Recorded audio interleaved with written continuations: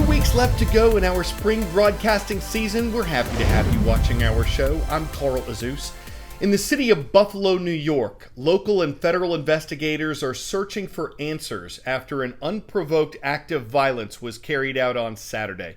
Police say an 18-year-old suspect drove to Buffalo from another area that's hours away. After Peyton Gendron arrived at a supermarket, he's accused of shooting several people in the parking lot before moving inside the store and attacking more there. Buffalo's police commissioner says the suspect was heavily armed and wearing body armor, which is why he wasn't stopped when a security guard shot him. The security guard was a retired police officer and one of 10 people who were killed in the shooting. 3 others were injured in the attack, but they're expected to survive. After police arrived, they say the suspect eventually dropped his gun and surrendered. He has pleaded not guilty to the initial charge of first-degree murder. Why did he allegedly do this? One thing investigators are looking at is a manifesto, a public declaration of views that was reportedly posted online under the name of the suspect. The manifesto's author claimed to be a white supremacist and spoke out against Jews and other races. Of the 13 people who were shot, 11 were African American and 2 were white, according to police. Authorities are calling the attack a hate crime, an act that can be motivated by racism. It was straight up racially motivated hate crime from somebody outside of our community, outside of the city of good neighbors, as the mayor said, coming into our community and trying to inflict that evil upon us. Prosecutors are expected to announce more charges against the suspect. Also, as we produced today's show, we were getting reports of another separate attack at a church in Laguna Hills, California, where at least 5 people were shot on Sunday. CNN.com will have the latest information on that.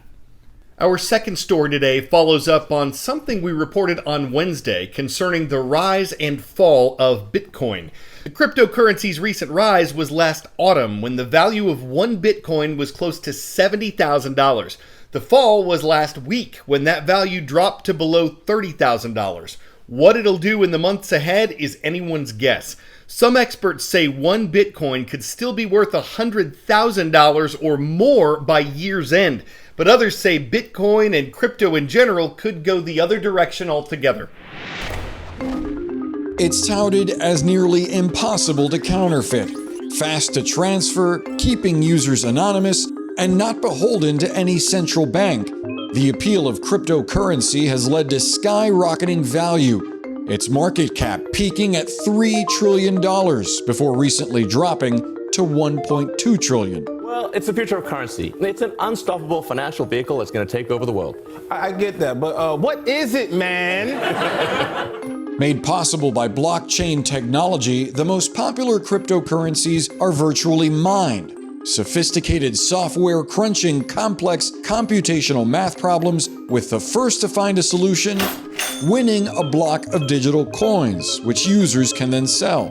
Boosted by an unprecedented level of easy money in low interest rates and stimulus spending, cryptocurrencies soared the last couple of years. And it's already changed the way our city works. Investors, entrepreneurs, and even governments bought in. Miami Mayor Francis Suarez pushing to make the city the U.S. crypto capital, and El Salvador adopting Bitcoin as an official currency. In El Salvador, we are trying to rescue this idea and start the design of a country for the future. But the mining process consumes tons of energy, which presents serious environmental concerns.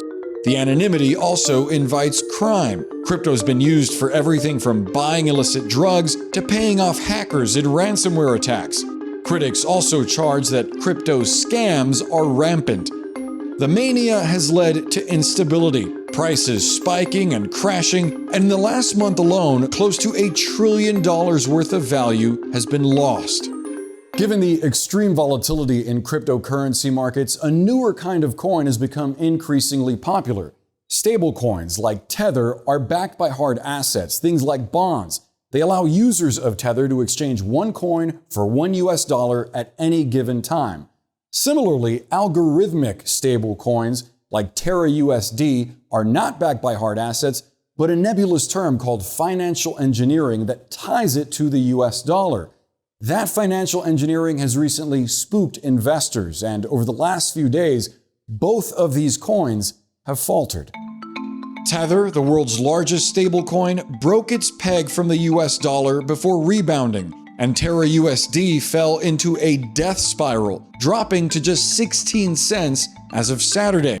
Terra's sister coin, Luna, also lost more than 90% of its value in just 24 hours. They're built on these quite complicated mechanisms that rely on people trusting the system. And as soon as trust evaporates, the entire thing can collapse. The drop triggering a panic, with a recent report indicating that regulators at the Federal Reserve are concerned little oversight could doom confidence in the entire digital economy. I think right now is the kind of pivotal test moment for crypto to either prove the doubters wrong, that there is something new, different, and valuable here, or I think the entire industry will start to look like a very bizarre sideshow that people should ignore. 10-second trivia. What is the popular term for the second full moon in a calendar month? Red moon, blood moon, blue moon, or harvest moon? The phrase once in a blue moon can refer to the second full moon in a month. But it's a moon of a red shade that stargazers across the Americas were looking up for on Sunday night. The total lunar eclipse was also at least partly visible in Africa, Europe, and some Pacific nations. It was called the superflower blood moon, and here's what all that means. A supermoon might appear to be bigger and brighter than a normal full moon because it occurs when the moon is closer in its elliptical orbit of Earth. It was there at perigee on Sunday night. Flower because, as the old Farmer's Almanac says, this is the time of year when flowers bloom in the northern hemisphere, and blood is the result of the moon's reddish shade during a total lunar eclipse. A lunar eclipse is when the moon passes through the Earth's shadow. This only occurs during a full moon. Two factors decide which of three possible eclipses the moon will experience: the tilt of the moon's orbit around the Earth, and which of the Earth's two shadows the moon falls behind.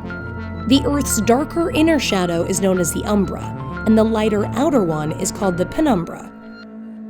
The penumbral eclipse is when the moon passes through, you guessed it, just the penumbra. NASA says this type of eclipse is so subtle that if you didn't know it was happening, you might not even notice it. A partial eclipse is when the moon only gets covered by part of the Earth's umbra, so only part of it is shaded in darkness by the Earth. A partial eclipse happens at least twice a year. And then there's the big one, the total lunar eclipse. These are rare, often separated by years, and require the moon, Earth, and sun to be in perfect alignment. But don't think this blacks out the moon. As the moon shifts deeper into the umbra, it takes on a red hue, which is sometimes called a blood moon. The moon turns red because the atmosphere is filtering out color at the opposite end of the visible spectrum, the blue light. The short wavelengths of blue don't travel as far as the long red wavelengths, so they scatter before reaching our eyes, leaving behind the red glow. Not everyone on Earth can see a lunar eclipse at the same time. You'll need to be in an area facing the moon during the moments it's shaded by Earth. Unlike a solar eclipse, you don't need any special equipment to enjoy a lunar eclipse. They're safe to watch at any stage, although a pair of binoculars might make it more fun.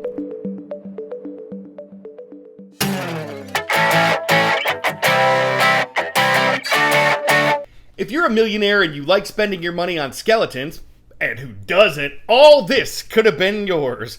The Christie's auction house just sold off a Velociraptor, at least some of the bones of one, for almost $12.5 million. That's almost twice what they thought it'd go for. Christie's says 126 of these bones are real. The rest had to be fabricated, including most of the head, according to the New York Times. Now, some would call $12.5 million outrageous, but others would call it Cretaceous. And a Mesostoic investor who's not dino-soured on the market might think nothing of digging up monstrous amounts of money to Triassic his claw at managing a skeleton of ancient history as long as it had good bones. We are shouting out the Rough Riders today. We're talking about you, the students of Red River High School in Grand Forks, North Dakota. For CNN 10, I'm Carl Azus.